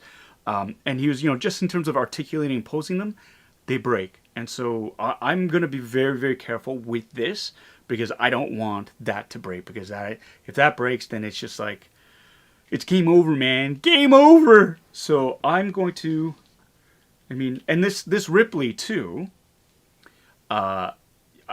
focus, focus. Come on, Ripley, Ripley. There you go. There she is. It's very hard to find as well. So I found her loose, and it still cost me like $20 loose, right? And if you go online, like on EvoBay, it is way more expensive for that in case. So I thought this was a great steal. I was gonna open it anyway, so I don't mind having Ripley, Freeform Ripley. I as well picked up this other Grail, and she was also out of box. You can't get her anywhere either for cheap, but this is, come on, focus, focus, Vasquez. That's right, Vasquez. And not only is Vasquez here, but with the smart gun. Just, oh, nothing can be easy there with the smart gun, right? Like, that's, to get a loose figure in great shape with all the accessories is awesome. And so she was, look away, Anna, $60 loose. $60 out of box still. So you can see how much it would be in box, but that's a collectible right there. And she's in great condition. My wife is coming downstairs to kill me now. Anyways, so here we go. And that's right. And that's not including shipping or import taxes, right? Like that, you get hit with duty. Duty. You get hit with all that stuff. So being a collector is hard. It's expensive. And it's like, I get it now. I get why people are really sort of wound up about mint in box. You can get why. Because if you're spending that much money on something, you want it to be perfect, even if you're opening it up. So that's my rant right there. Yeah, and Daniel, that's right, because Daniel and I were at Treehouse Collectibles, and he was like, "Oh, there's a Vasquez over there." I was like, "Really? You didn't pick it up?" He's like, "No, he's lost my game." But yeah, it was just like, that was something I've been looking for, and the detail, the sculpt on the face. Yeah, come on, Vasquez. There we go. Look at that. Oh, come on. There you go. Like, that's really good. That is really, really good. And again, this is NECA stepping it up, and with the new technology, being able to create faces that are way more detailed and accurate than they were able to get before. And again, this is my ZV-E10. Love it. Love it. It's a great vlogging camera. Cheaper than my A6400, which is my main rig for these, but I'm going to be putting the ZV-E10 through its paces with a lot of the extra content for you members out there. Yay! Thank you so much for signing up. A lot of great content. I'm going to be using that for that. That's going to be my workhorse when I'm out in a field, because that's right. There's going to be different locations for that. We've got drones. Can you say drones? Drones. Got some drone stuff happening there. And yeah, so we're gonna branch out. We're gonna move out of the basement and out of my comfort zone, and we're doing all sorts of fun things. So I can't wait to share that with you, with all of you members there. And again, for those of you who aren't members, you know, you'll get access to these videos eventually. It might take a little while, but yeah, not to fear. But for you members, if you want to scratch that itch right away, I think it's going to be a lot of fun. And a ton of content's going to be dropping your way very, very soon. Okay, let me see if I can still... Oh, that's much easier now that the legs aren't messed up. But I'm still really worried about that ball joint. Not going to lie. Really worried about that ball joint. Not the ball cock. The ball joint. Anton's saying, hey, I actually fly drones, so not... only a pilot for actual planes. Good for you. You are in love with vehicles, with machines that fly. That's really cool. I've got a Mini Mavic 2, DJ Mini Mavic 2 drone, and I love it. It is fantastic. And I got some spectacular footage of our cottage, around the cottage where we went vacationing. Okay, I'm just gonna wreck this. I'm just gonna sit here because I can't do split focusing. I'm gonna wreck it. I don't want to wreck it because I think it's too cool to wreck. But it stands. It's standing. The cage. What the? Well. Anyways. All right. Yes. Yes. Thank you so much, Melissa K, for filling in Buck Dancer on that. It is one of those odd things about iOS devices and Google. They're not playing with each other too much. But again, this is super cool. Sorry, Charles Stevens is asking, do you have to get a license for flying your drone in Canada? It's like this. If it's under a certain weight class, under a certain weight, you don't need a drone license. And so the Mini Mavic 2 is light enough that I don't need to do that. So I can get away with flying it without a license. Now, the caveat is, of course, I have to stay within a certain area. Like, I can't go fly it near an airport, and there's certain other no-fly zones for it. And the cool thing about the Mavic is, and you'll see this in the video, you members, the app actually has a mapping system, and it shows no-fly areas. So literally, when you put it up, you have to look up a flight plan, and it says you're not allowed to fly in these areas. Make sure you're not, and that's cool. I like that a lot. And that'll all be in the video again.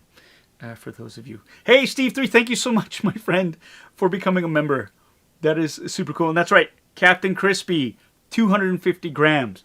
That is the limit. Anything above that, and you need to get a drone pilot license as well. With this drone, you can add on certain accessories like a landing skid or lights or this or that. But what that does is it adds to the weight, and then suddenly it becomes heavy enough that you actually it becomes illegal, and you have to get a drone license to fly it. So those are really interesting things to take into account, and it is the wonderful, wacky world of drone flying. Anton saying, fun fact, Transport Canada is a lot more strict than the FAA in the USA. I had no idea about that, but that's cool. And am I going to be spying in on people's windows? No, I'm not going to be pulling a Blue Thunder. Not doing that, but I did use it to sort of hover over Miles, Boy 2.0, while he was at the skateboard park. And you can see how these things are used for surveillance, because if it's high enough, and it's the Mini Mavic 2 has a 4K camera, you can totally spy on people with it, and they will have no idea. It's loud, but once you get to a certain height, it just gets lost in the noise. Now the thing is too, it doesn't have a microphone. It's got a great camera. It's got 4 times optical magnification, digital magnification on the camera. But yeah, there's no sound whatsoever. So yeah, it's great though for cinematics purposes. Like if you're gonna use it for like its intended purposes, which is to take stunning aerial photographs, for sure. But like anything, you can use anything for evil if you wanted to, right? Like, I mean, you really put your mind to it, so there is that. Here we go. Somebody asked about Coke Zeros. To me, I haven't had a real Coke in like 4 years, and this is the closest thing I've, like, Diet Coke tastes different from Coke. Coke Zeros? Pretty close.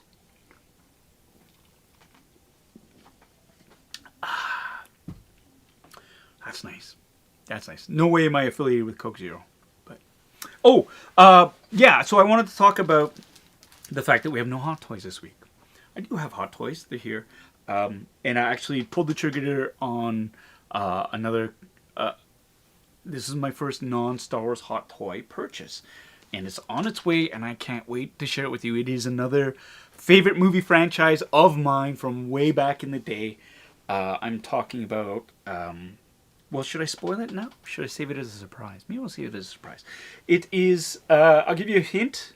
It was a movie that was released in the late 80s. It's super violent and super cool. So I'll leave it at that. You can guess what it is in the comments section below. Oh, and something else that's just cool. Hold on. Not Bond. This is something that I want to check out for you. Just in case I have to go to the bathroom again, I got this. And this.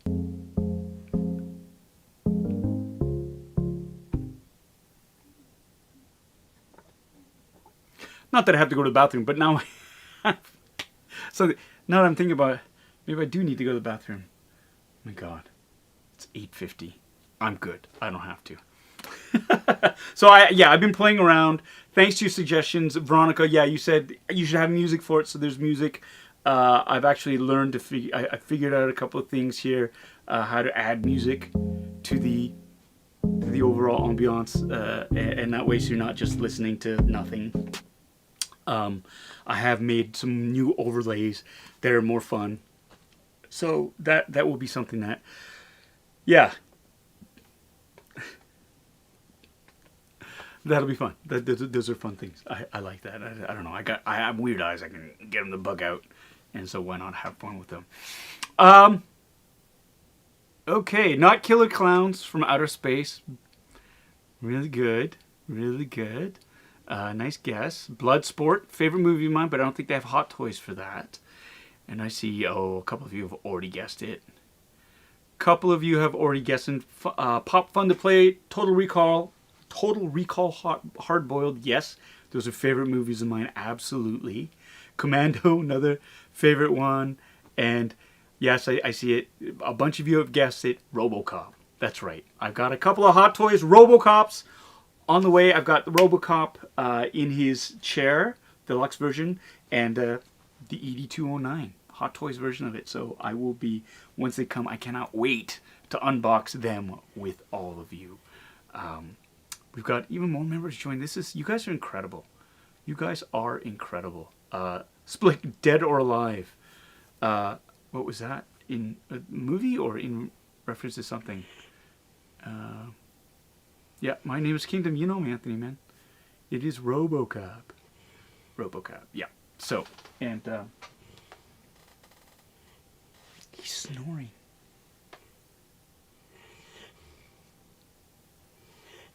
It's okay. It's okay. Shh. It's okay, buddy. It's okay.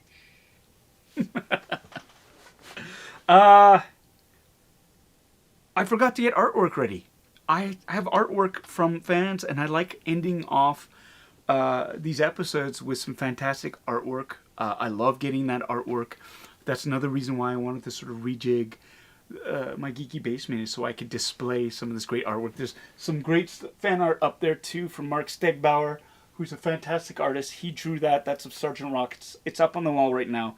Sergeant Rock, that was one of the comics I used to read as a kid.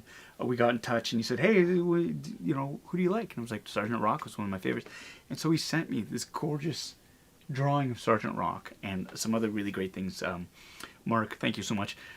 I love getting stuff like that. So if anybody wants to sort of, if you want to share your artwork, let's amplify that. That's cool. That's really cool. And another thing I think a lot of you will have seen too, and I'm super excited about this, so keep this in mind as well. And this will be open to commander level members only, just to try to get a little bit of control on it. We're going to have, for the first time ever, a 90-second horror film challenge on Bitter Asian Dude Inc. That's right, I'm going to throw it out to all of you.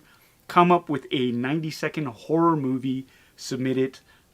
We have prize packages coming in from Sideshow Collectibles, my friends there. Why does this doesn't come up? Calvin, thank you so much for your $4.99 super chat. I really, really appreciate that. Thanks, my friend. I love the work that you're doing with the droids. I saw the Iron Giant print that you're making. It's spectacular. It is. It makes you. I got to get back working on my FDM printer. That's another thing. 3D printing. We're going to be getting into that too on the channel, so that'll be a lot of fun. But yeah, getting back to the original thing, yes, a 90-second horror film challenge. It'll be there very soon. I'm gonna post details about that on the community page in the Officers Club, and I'll give you a little sample. There will be a little sample of the 90-second horror movie that we made, the Lee family, at the beginning of the pandemic. So that'll be posted up there soon enough. But we'll have a challenge up there. We will choose, some of the best ones that get selected, and we'll have a little mini short film festival. For Funboxing Sunday, because the 30th of October, or the 31st of October, is actually Halloween. It's on a Sunday. So what a great way to celebrate or close off Halloween is to have a Funboxing Sunday to premiere all these 90-second horror shorts, and just geek out and have fun with each other. So we're gonna do that.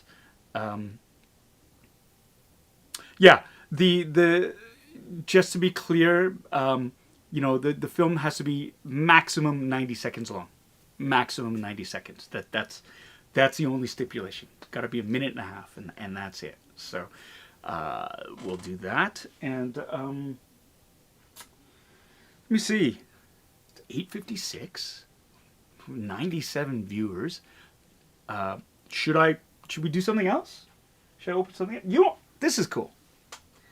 I know. It's like it's a celebration of Star Trek Day. There has been no Star Wars except for my shirt, but then this came in. I got to bring it up. All right. So, remember a while back, I was complaining about a company called NOVO. Not the company itself in terms of the product that they were making, but more of their business practices, because they were taking money from people, hard-earned money, for pre-orders, and then just sort of like doing the whole Ponzi thing where they were using that money to fund other things and people weren't getting their products. And I had ordered, when it was in stock last year, a Mandalorian Season 1 helmet from NOVO. And this was on top of a bunch of other things that I had ordered from them and hadn't received. So, like an idiot, I was like, I'll take a chance. Like, it's in stock. And I had been hearing that if it was in stock, they were shipping it. Well, I paid my money, and nothing happened, right? Nothing. And waited. And then NOVO went under. And so they went under, and I kind of thought, well, that sucks because my money is gone. And I was fortunate because I could absorb that loss. You know what I mean? A lot of people who work hard for, they save and save and save, and it's gone. And like that's like that's a shitty thing to do. And it's a shitty feeling to have. And so I recognize that I was in a position of privilege, actually, that I could absorb that and, life goes on type thing. And in the meantime, I went out and I saw that it was online. I really wanted a Mandalorian helmet. And so it was on eBay, and I bid for it, and I won it. And so it's back here. So I got my Mandalorian Season 1 helmet, and I did the sort of review, the half-ass review, the comparison of this helmet to the Black Series helmet, which is way up there. And it was like, the $600 helmet versus the $150 helmet. Which one was it? And so I was very happy because the quality of this is great. It's heavy. So what ended up happening, and I talked about this last week too, a company called Ruby's Costumers, and they specialize in budget costumes and have a whole bunch of different licenses, anywhere from Harry Potter to and some Star Wars stuff. They teamed together with NECA to basically swallow up or take on all of NOVO's debt, and sort of they want to start selling high-end replica props and costume pieces for Star Wars. So they've won that license from them. And so a lot of people are like, okay, so what does that mean for us? So the new company is called DENUO NOVO, which means another fresh start. And they were saying that, hey, anybody who has a pre-order with a NOVO, let us know. Contact us and give us the order number and the information, and we're going to do our best to fulfill all those back orders. And much of the community laughed. I, however, was a little bit more hopeful because I think as shitty as the NOVO business practices were, they were trying. I think they just kind of got caught. But they were trying to do the right thing. Like, I got my Darth Vader helmet eventually after like 3 years. And so they're trying. So I thought, okay, well, nothing ventured, nothing gained, right? Because if you're the money's already gone. What's the harm in writing to them saying, hey, here are my back orders. When am I going to get them? Well, get this. I emailed them. Within an hour or two, I get an email response saying, your Mandalorian helmet's going to be shipping in September. The other things that you have, early 2022. I'm like, oh, okay, sure, it's better than anything else. Lo and behold, what shows up in the mail is the DENUO NOVO version of the Mandalorian helmet. Now, they've used, again, and this is a theme, they've used the same molds that a NOVO had. It's basically, they use the same photographs that a NOVO had on their website, and they sent it. And so this is their version of the Mandalorian helmet that they shipped out, and I've got it. And it looks the same, but it's different. It's like the Art Asylum to just Diamond Select. This is from a Novos to DENUO Novo. Ugh. A Novos, DENUO Novo. This is much heavier. This is a thick sort of fiberglass feel to it. It's got,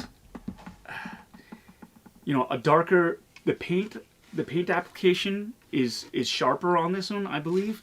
The construction here, they've got the inner shield. This is a bit loose here, right? So it's not even the best quality there, because you could tell they were kind of scrambling together. So it's there.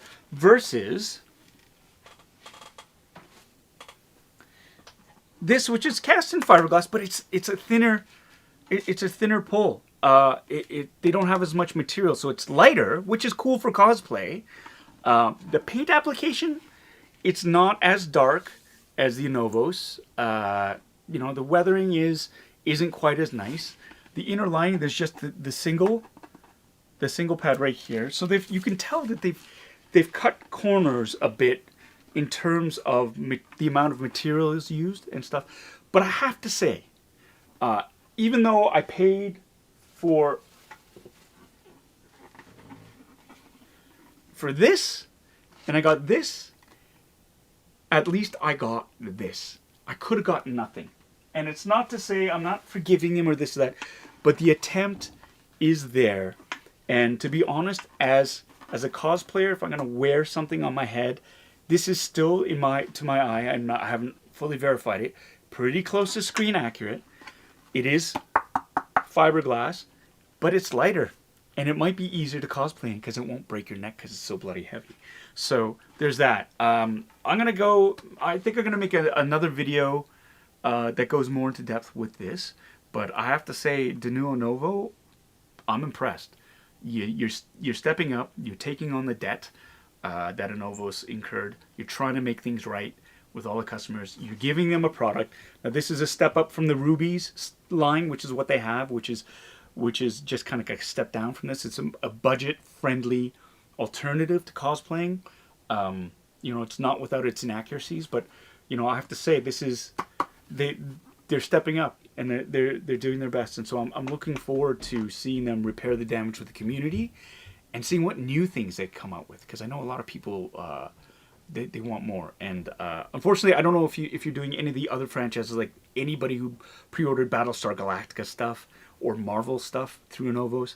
I have no idea if DENUO Novo is going to be fulfilling those orders, but I do know, because they've got the Star Wars license, that that's what they're going to be doing, at least for Star Wars.